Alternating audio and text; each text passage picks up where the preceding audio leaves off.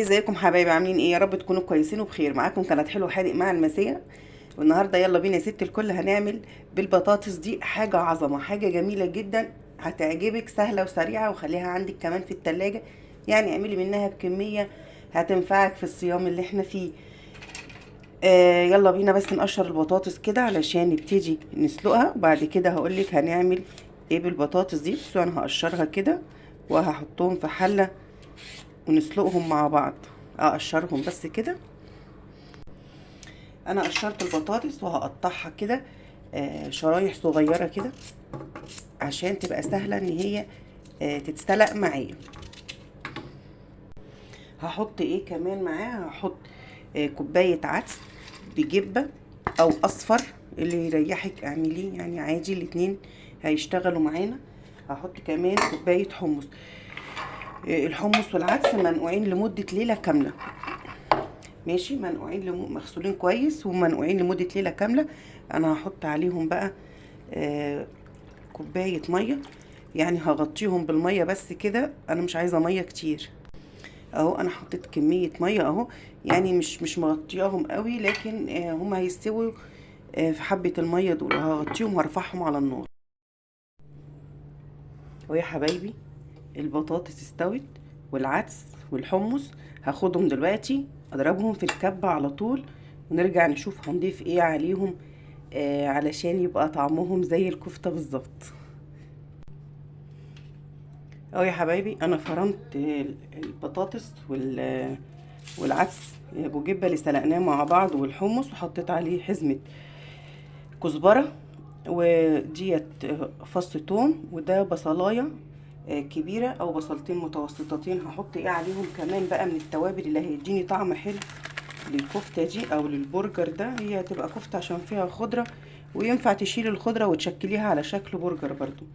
معلقه من توابل المشاوي، هحط كده معلقه من توابل المشاوي، وهحط كمان نص معلقه من الكزبره، نص معلقه من الفلفل الاسود، وربع معلقه من البابريكا. وكمان هحط ايه؟ هحط دلوقتي معلقتين من النشا. عايزه اقول لكم ان لو الخلطه مش راضيه تتضرب معاكم في الكبه او في الخلاط، حطوا حبه ميه وهي هتبقى طريه معاكم. بس هنمسكها بالنشا وبالدقيق.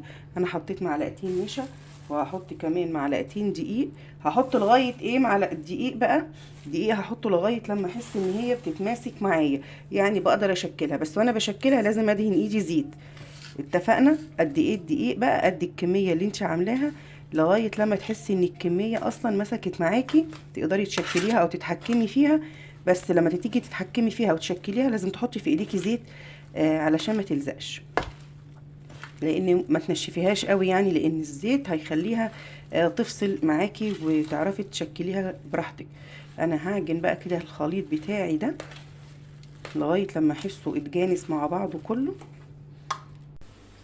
يلا بينا نشكلها. بصوا القوام بتاعها كده حلو، ايدي ما فيهاش حاجه عشان كده بتلزق. هدهن ايدي زيت، مسحه زيت بسيطه كده مع كل صوبع انا بشكله اهو. لو لقيتيها برضو بتلزق معاكي حط لها معلقه دقيق واحده بس اهو. الشكل بتاعها ده اهو. على طول وانا واقفه هحمر على البوتاجاز. بس تعالوا بقى اوريكم النتيجه معايا شكلها ايه. طبعا هنشكل كل الكميه اللي احنا عاوزينها، ممكن نحتفظ بيها في الفريزر او هنحمرها على طول عادي يعني. اهو احنا كده بنحمر على النار الكفته اللي عملناها. بصوا شكلها روعه. بصوا ديت انا عملتها برقائق الشوفان، الشوفان الخشن، يعني حطيتها فيه اهو. بصوا اهي شكلها كده ديت بالشوفان، يعني انا دحرجتها في الشوفان بعد ما شكلتها بايدي. دهنت ايدي زيت وشكلتها ورحت مدحرجاها في الشوفان. وديت في دقيق ابيض عادي وشوفان.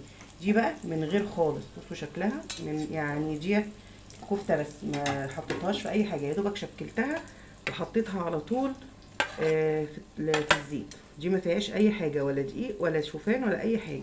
طبعا انا بوريكي بس عشان تختاري. ديت فيها دقيق طبعا. انا كنت مهديه النار، بس هعليها لان انا وقفت جنبهم عشان كنت بشكل، كنت مهديه النار. هقلب فيهم كده شويه واحمرهم وارجع اوريكم النتيجه شكلها ايه. انا مش بحتاج زيت ياما علشان احمرها، يا دوبك بس شويه صغيرين كده في الطاسه. لما تحسي ان الطاسه نشفت تقدري تزودي تاني زيت. هو كده حلوه قوي، كفاياها كده يعني اهي. طبعا طريه وجميله. عايزه اقول لك ينفع تحطي يعني تطلعي واحده وتحطي واحده مكانها، لان هي ما فيهاش لحمه ولا بيض ولا اي حاجه من الحاجات النيه دي. يعني انا بصي بطلع واحده وبحط واحده اهو، لان ما فيهاش حاجه نيه. لو فيها بيض او فيها لحمه او فراخ طبعا ما ينفعش، لازم نطلع الطاسه كلها الاول، وبعد كده نبقى نطلع نحط حطه جديده او نملى الطاسه من الجديد. لكن ما ينفعش نحط جديد على محمر، فاهميني؟ علشان خاطر فيها البيض او اللحمه او الفراخ. لكن دي ما فيهاش حاجه نباتي وصيامي، ينفع تطلعي واحده وتحطي واحده عادي خالص. ويا حبايبي انا حمرت شويه عشان اوريهم لكم، والشويه اللي دول راح افرزنهم. تقدري هتحطيهم في الفريزر كده لغايه لما يتجمدوا تماما، يعني هيتجمدوا خالص. وبعد كده هتفصليهم من بعض، هيتفصلوا، تحطيهم في اي علبه عندك في التلاجة، او لو عايزه تحطيهم في اطباق في فيل. بس تحطي بين كل طبقه وطبقه كيس بلاستيك، كيس تلاجة. او تقدري تشيليها بردك كده عادي، يعني لو اتشالت كده وتطلعيها تفكيها من التلج وتحطي في ايديكي زيت وتشكليها عادي. بس انا الصراحه راح اشكلهم كده، يعني دول هتلجهم وهحطهم في علبه، وارجع اشكل دول واحطهم بردك يتلجوا، واكمل على بقيه العلبه. هو ده شكلها لما بتحمر، ده شكل الشوفان. بصوا الشوفان شكله حلو ازاي، تغيير كفته حلوه وجميله. يا رب تجربوها وتعجبكم. ما تنسوش حبايبي تعملوا لايك للفيديو، ولو ما اشتركتيش في القناه يسعدني اشتراكك. والى اللقاء في فيديو جاي مع اكلات صيامي من حلو وحادق مع المسيه. باي.